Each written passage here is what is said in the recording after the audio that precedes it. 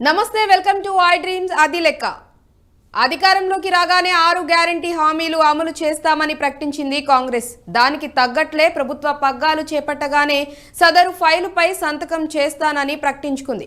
ఆ హామీల అమలు దిశగా కసరత్తు కూడా మొదలుపెట్టింది. అయితే ఎన్నికల ప్రచారంలో ఓటర్లను ఎక్కువగా ఆకట్టుకున్న వంట గ్యాస్ సిలిండర్ల హామీ ఆచరణలో అందరికీ అందుబాటులో లేకుండా పోయి పరిస్థితి కనిపిస్తోంది. తెల్ల రేషన్ కార్డులకు దాన్ని ముడిపెడుతుండడంతో కొందరికే రాయితీ సిలిండర్ దక్కే పరిస్థితి తలెత్తుతుండడం విమర్శల పాలవుతోంది.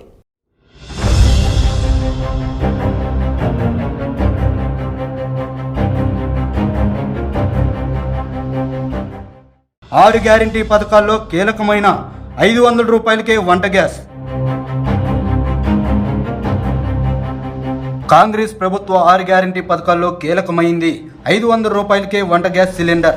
దాని అమలుపై ఎన్నో ఆశలు పెట్టుకున్న సామాన్యులకు నిరాశ ఎదురయ్యే పరిస్థితి కనిపిస్తుంది. ఇప్పుడు ప్రభుత్వం నిర్వహించనున్న ప్రజాపాలన సభల్లో గ్యారంటీ పథకాల కింద దరఖాస్తులు స్వీకరిస్తుండటంతో సబ్సిడీ వంట గ్యాస్ పై ఆశలు చిగురిస్తున్న రేషన్ కార్డుతో మెలికలు సామాన్యులకు ఆందోళన కలిగిస్తుంది.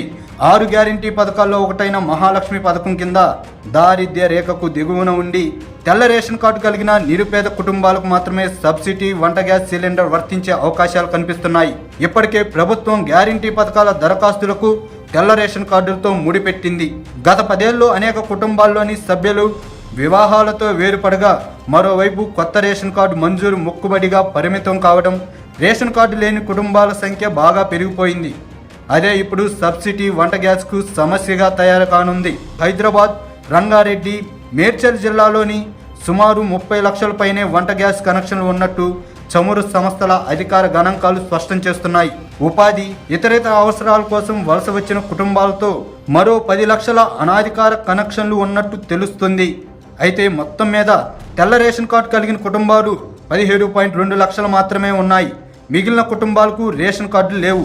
అందులో బీపీఎల్ అంటే దారిద్ర్య రేఖకు దిగువనున్న కుటుంబాలకు మరో 10 లక్షల వరకు ఉండొచ్చని అంచనా. మిగిలినవి ఏపీఎల్ అంటే దారిద్ర్య రేఖకు ఎగువ ఉన్న కుటుంబాల కనెక్షన్లు. ప్రభుత్వం నిబంధనల ప్రకారం రేషన్ కార్డు లేని కుటుంబాల సబ్సిడీ వంట గ్యాస్కు అర్హత పొందే అవకాశాలు కనిపించడం లేదు. దీంతో ఈ వర్గంలో ఆందోళన వ్యక్తమవుతుంది. ప్రస్తుతం చమురు సంస్థల అధికృత డీలర్ల ద్వారా సరఫరా అవుతున్న 14.5 కేజీల ఎల్పీజీ సిలిండర్ ధర బహిరంగ మార్కెట్ ప్రకారం 955 రూపాయలు ఉంది. గృహ వినియోగదారులు సిలిండర్ ధరను పూర్తిగా చెల్లించి కొనుగోలు చేయాల్సి వస్తుంది. కేంద్ర ప్రభుత్వం చమురు సంస్థల ద్వారా సిలిండర్ ధర ఎంత పలికినా రాయితీ మాత్రం 40 రూపాయల 71 పైసలకు పరిమితం చేసి నగదు బదిలీ కింద వినియోగదారుల ఖాతాలో జమ చేస్తుంది.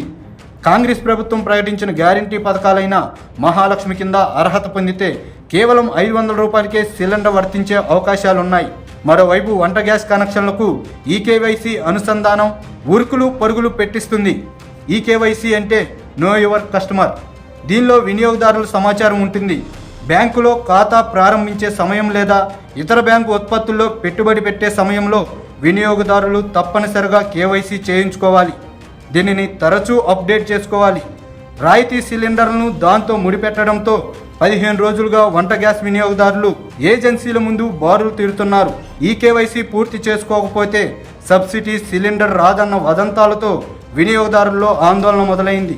దీంతో గ్యాస్ ఏజెన్సీల ముందు భారీగా క్యూ కడుతున్నారు. గ్యాస్ ఏజెన్సీలు మాత్రం కేవలం ఈ కేవైసీ పూర్తి కాని వారికి మాత్రమే చేస్తున్నామని పేర్కొంటున్నారు.